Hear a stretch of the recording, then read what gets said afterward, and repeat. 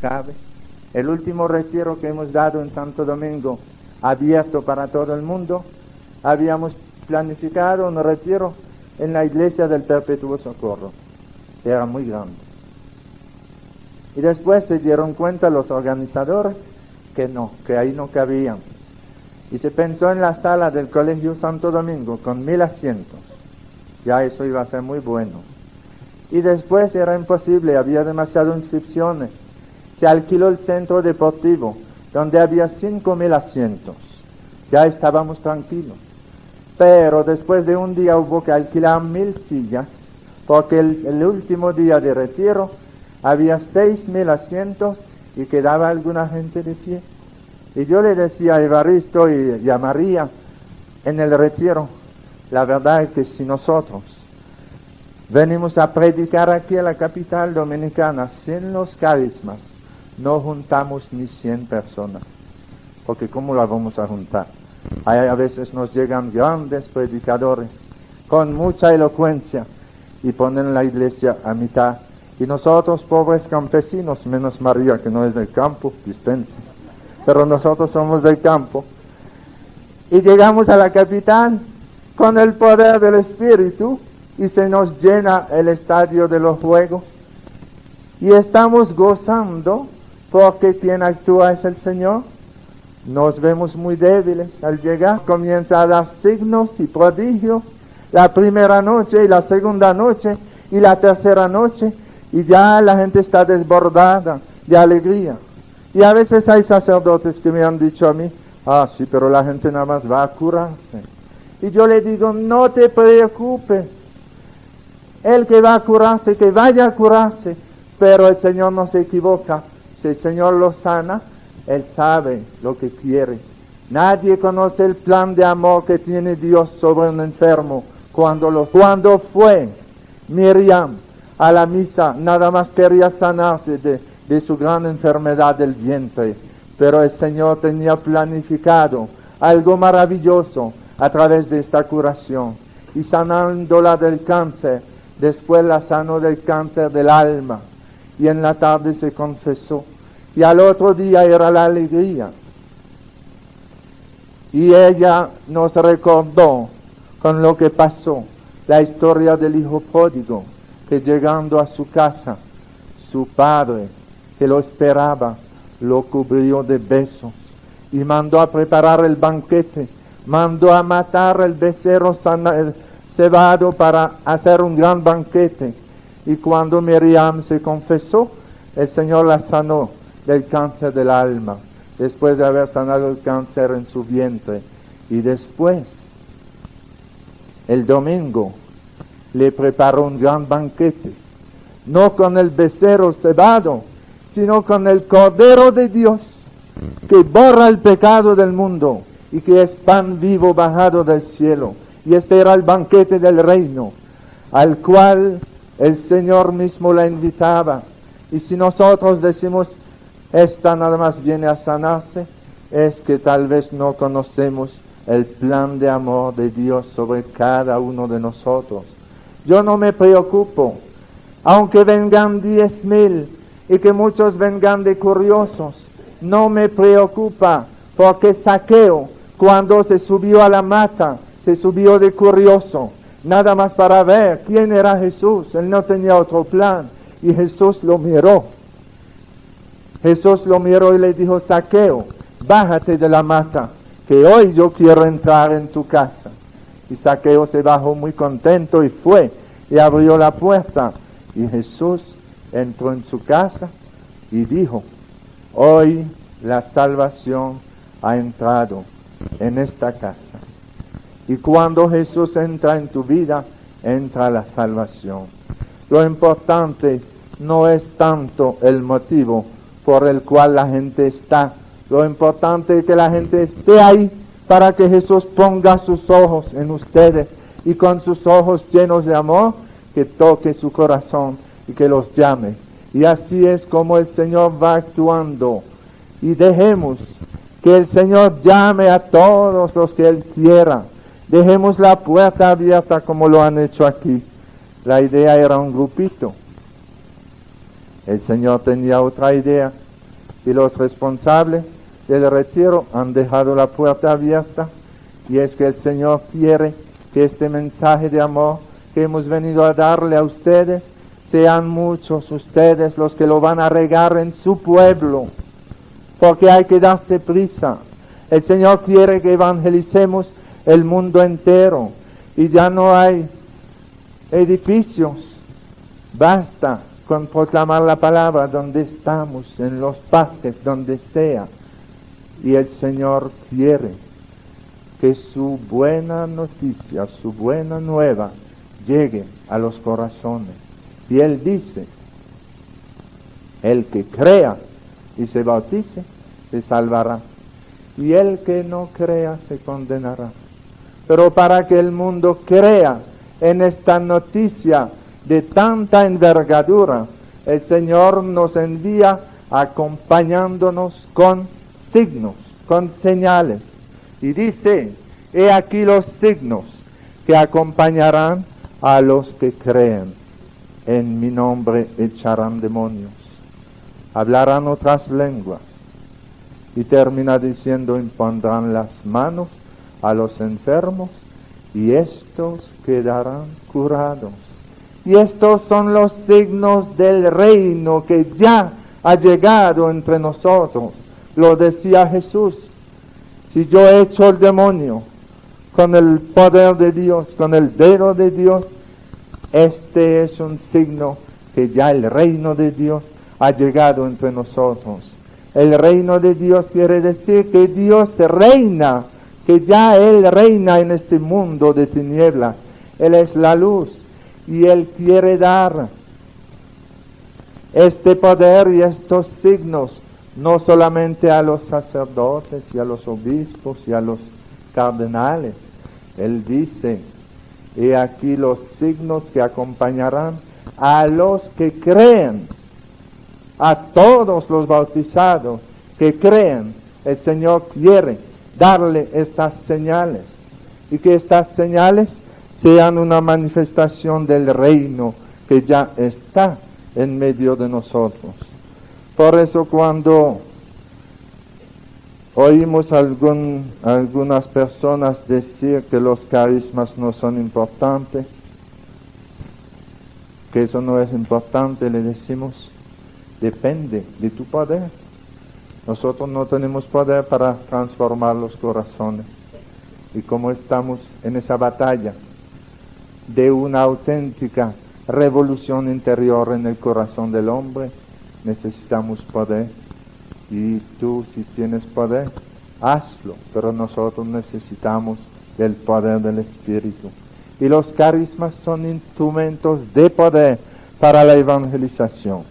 En este retiro no vamos a tocar muchos carismas, porque son tantos. ¿Ustedes saben cuántos son los carismas? ¿Quién me podría decir? Son 50.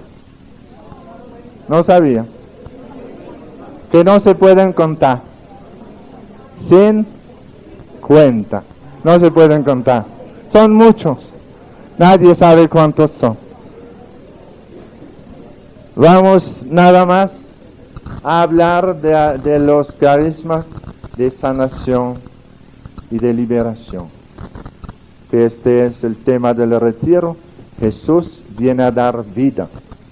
Pero nada más enumerando, para su curiosidad, los carismas que San Pablo menciona en sus epístolas, podríamos, según un estudio muy hermoso del padre Walter Smith, un teólogo jesuita holandés, gran autor de espiritualidad, que escribió un libro llamado Hago un mundo nuevo.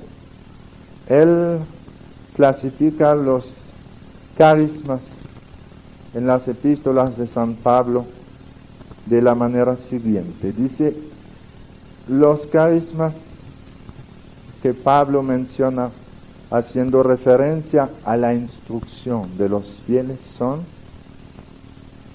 el carisma de apóstol, de profeta, de doctor, de evangelista y de exhortador.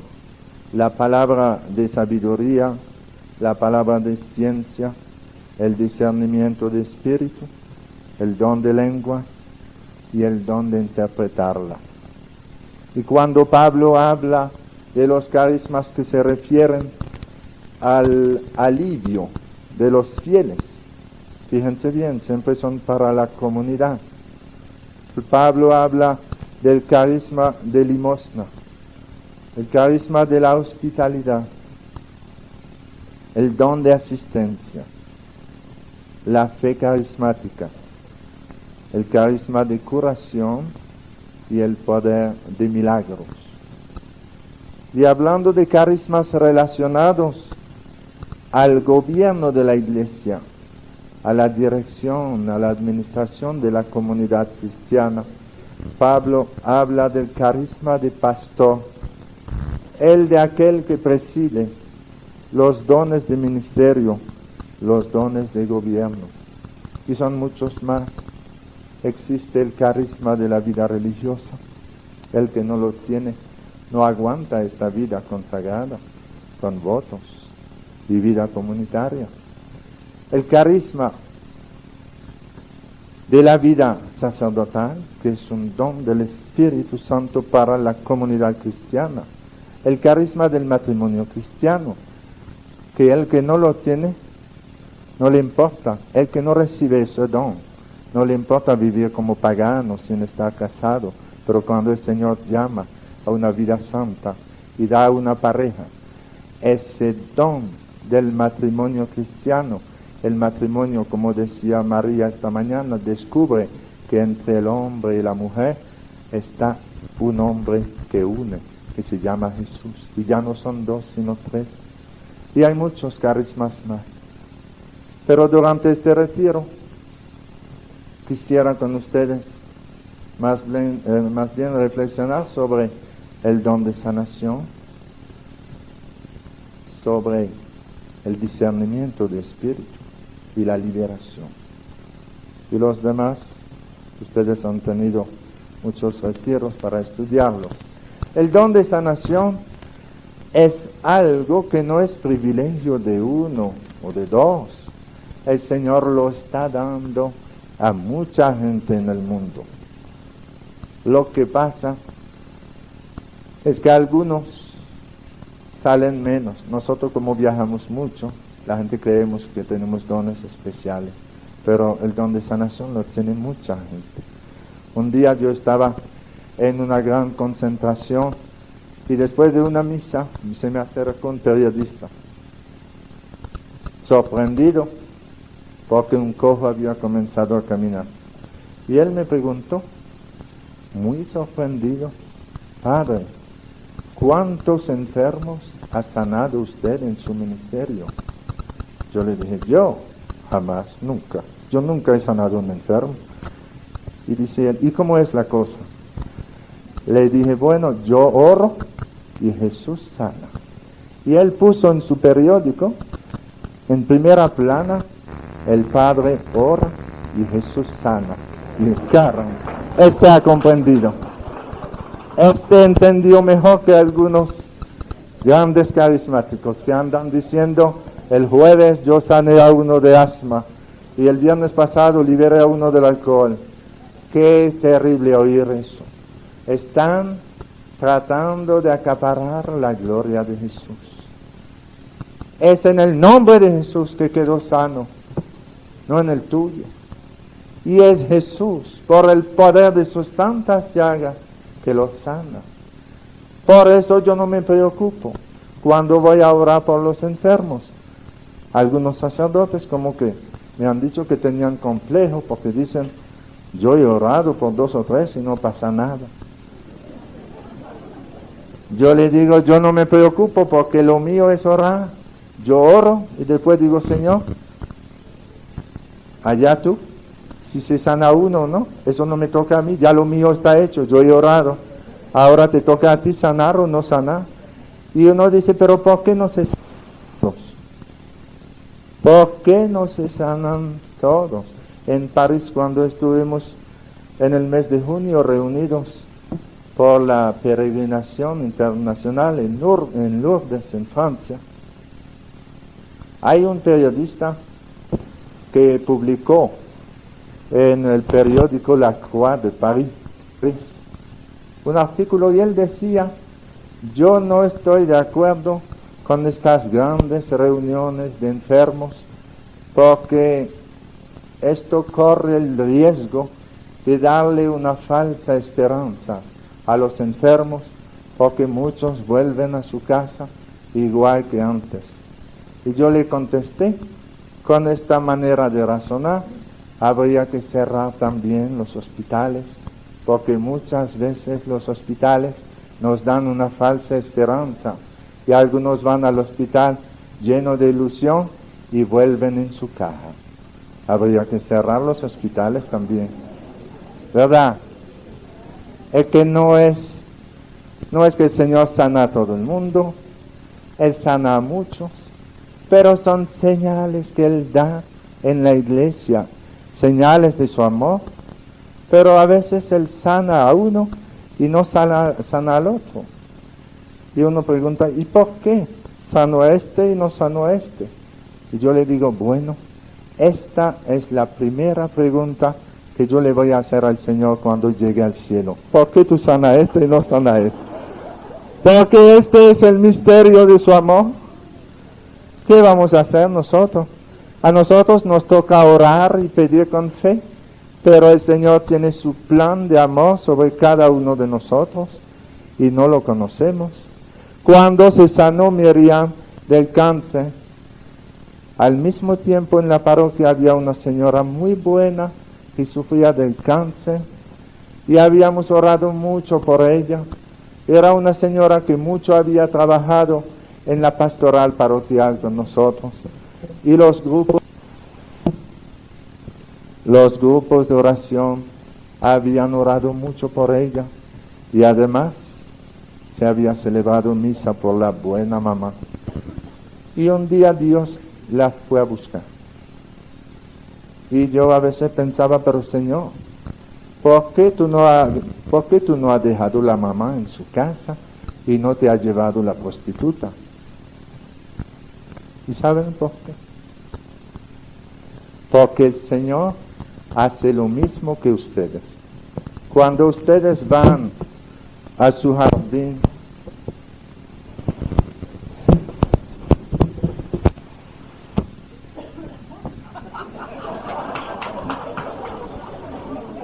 un niño obediente.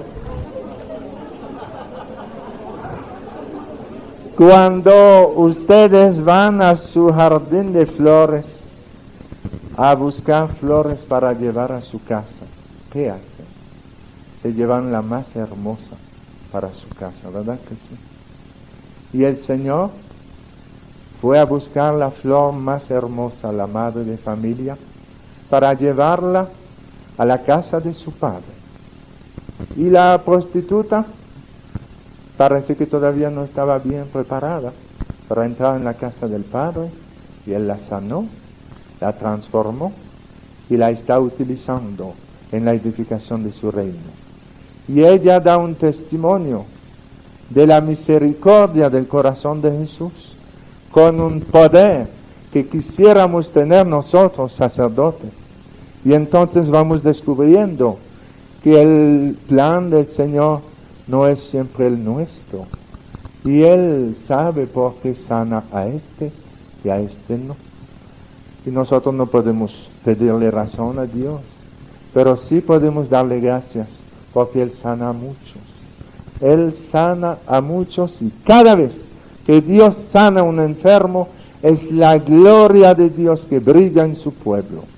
Y debemos estar esperando muchas curaciones en este retiro, y yo estoy seguro que el Señor va a sanar muchos enfermos entre ustedes, no porque han venido como curiosos, sino porque Él los ama. Él sana gratuitamente. A veces algunos dicen: a mí no me puede sanar el Señor porque yo no tengo mucha fe. No te preocupes, el Señor sana con la fe que tenemos. porque la fe es un don gratuito de Dios. La fe no es cosa mía, es un don gratuito de Dios. Y el Señor te ha dado una fe grande o menos grande, a ti te toca pedir que aumente tu fe. Como el padre del epiléptico del Evangelio que decía, Señor, yo creo, pero aumenta mi fe. Y con la fe que tú tienes, el Señor te puede sanar.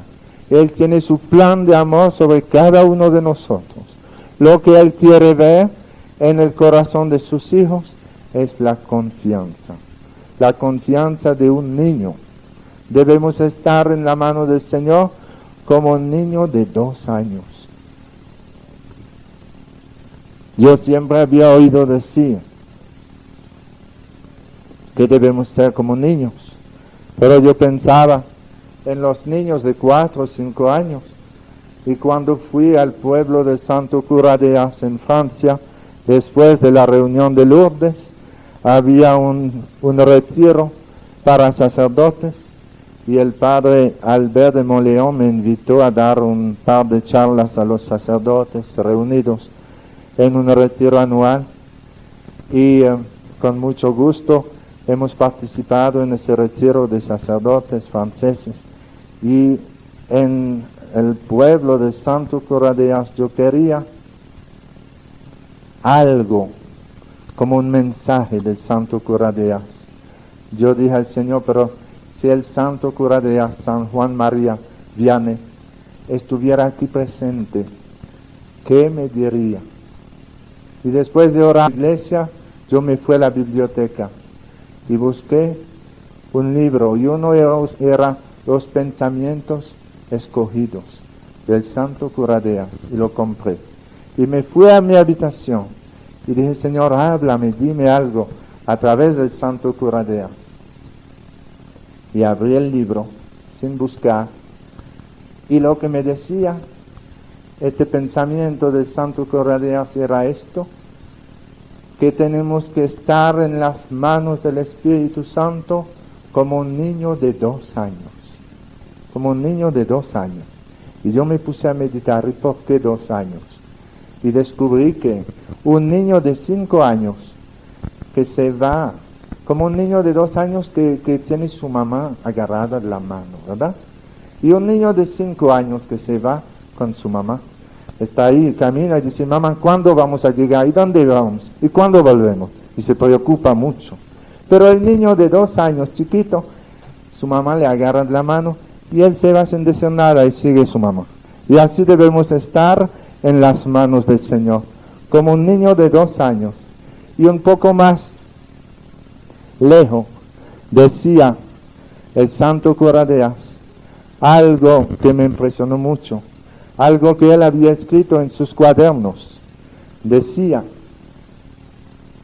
vendrá un tiempo en que los hombres estarán tan cansados de oír hablar del hombre que llorarán de alegría cuando se le hable de Dios.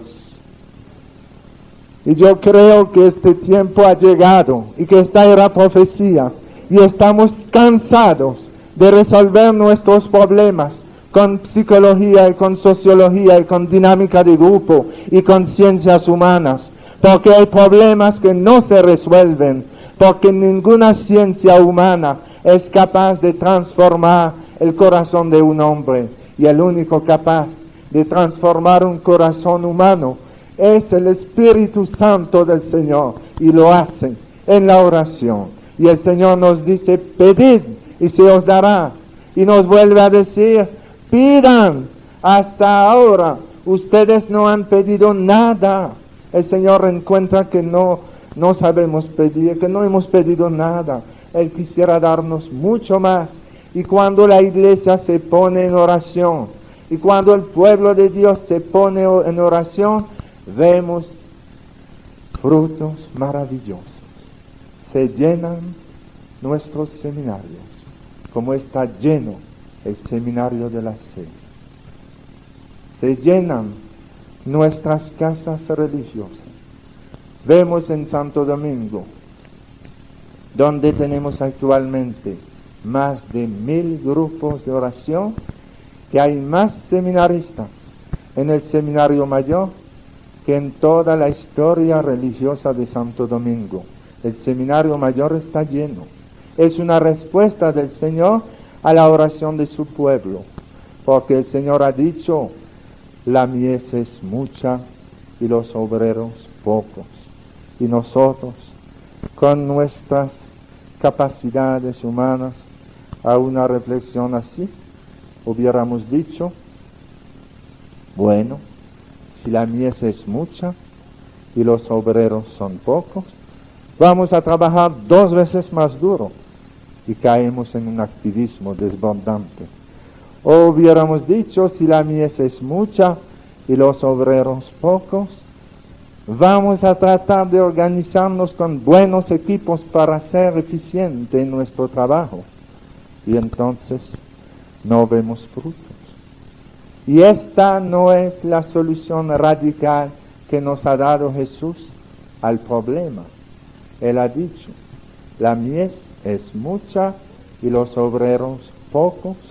Rueguen al dueño de la mies que envíe obreros a su viña. Y el pueblo de Dios vuelve a orar y comienzan a surgir vocaciones sacerdotales y religiosas y laicos que se comprometen en el apostolado y capaces de dejar sus hijos y capaces de dejar sus casas y su trabajo para ir a proclamar el Evangelio. Y este es el milagro de la oración que está haciendo Jesús, el Señor de su iglesia. Él hace surgir nuevos apóstoles, y a estos nuevos apóstoles le da poder, le da los carismas de su espíritu. Y ustedes saben muy bien que como somos todos enfermos, el don de sanación nos gusta a todos. Esta noche en la misa yo le contaré a ustedes, a algunos que no lo saben, cómo el Señor me sanó a mí. A todos nos da don de sanación. Y el Señor no lo da a 2 o 3, lo da a muchos, con tal que lo pongamos al servicio de su pueblo.